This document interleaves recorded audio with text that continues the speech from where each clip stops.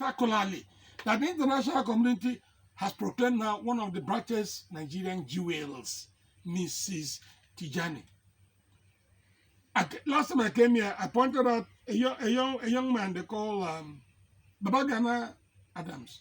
If you go through Abuja, you will see the difference. The cleaning up of Abuja of those all kinds of decrepit signboards and signages. He didn't wait for the minister of the FCT to tell him, clean up the FCT. I was the person who went to him and said, Dr. Babagana, you are the DG of Department of Advertisement and Signages. What gave you this inspiration? He said, if you go through this city, it's supposed to be called Africa's biggest conference city. And somebody's in charge to make sure that you do not put, any kind of postboard or signals or whatever to deface Abuja as a city. He took his team of young men to go. So in other words, so what are you trying to say now? That we should heap the blame on the leadership, yes, or on the body, or the system that does not give room for people to work. But the hood does not make the monk. The point I'm making is, if we had gotten, there are so many good Nigerians doing well. I can name them if you want in different sectors. No, we can't be naming. But this is a problem that we have been dealing with. Yes. As I said, it's more like an inherited problem. No, it's not an inherited problem. There's a man.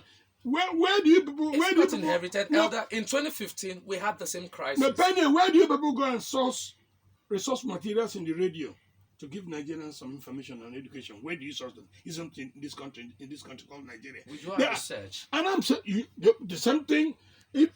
I said I was up till now. Mahmoud doesn't know why I don't like him. I said to him, look at the work you've done. I mean, but if he wasn't that good, there won't be a re-election for him. No, he wasn't re-elected. He was appointed. Okay, there won't be a reappointment for him. And I told him his appointment pained me because I saw his result sheet. I was a lecturer in the university, and I give my students exam. I go to that exam to test whether the learning has imparted them, that they had it. If I know that did not impart, the president had no reason. I've said it 10 times, I've said it many times again. He had no reason to appoint somebody who, in the opinion of most Nigerians, was but the National Assembly gave it. Failure. But the National Assembly could have said, "See, this man needs to be reappointed because he's done well." And also, he supervised the 2019 general elections, which was what? Which was won by the incumbent president Muhammadu Buhari. Yes. And then the then opposition, yes, talking about Alhaji Atiku Abubakar, said he's not going to contest that victory in court. Yes. Which he saw the process to be free, fair, and credible. Yes. So such a man coming to 2023, there's that level of competence that if he could do it in 2019, yes, then he would do it in 2023 competently. If you go through Nigerian history, Peniel, he's the only man that we've reappointed. We've had 8 before him. Yes. He was reappointed, and let me say now, let me show you know, he was appointed on a nepotic basis. No, elder, no. But Elder, because elder, hold on. Am I frank? No, elder, hold on. Elder, before you say that. Elder, what was his condition to be reappointed? Elder, before you say that, we have 109 senators. Good. 360 House of Reps. So all these people represent every geopolitical zone in this country. Very good. And they all gave a nod to his reappointment.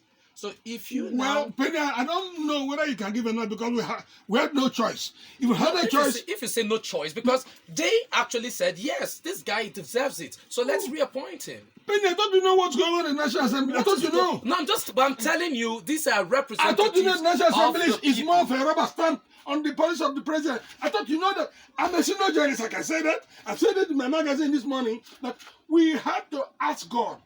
So are you saying that when he was reappointed, we never saw Nigerians react to that reappointment? What are they going to react for? So are you now saying that these over 200 million Nigerians who repose their confidence on him made a mistake for his reappointment? But let me say this, Peniel, please, I'm sure, as a brilliant journalist, you know how our country's realities, the dynamics of Nigeria's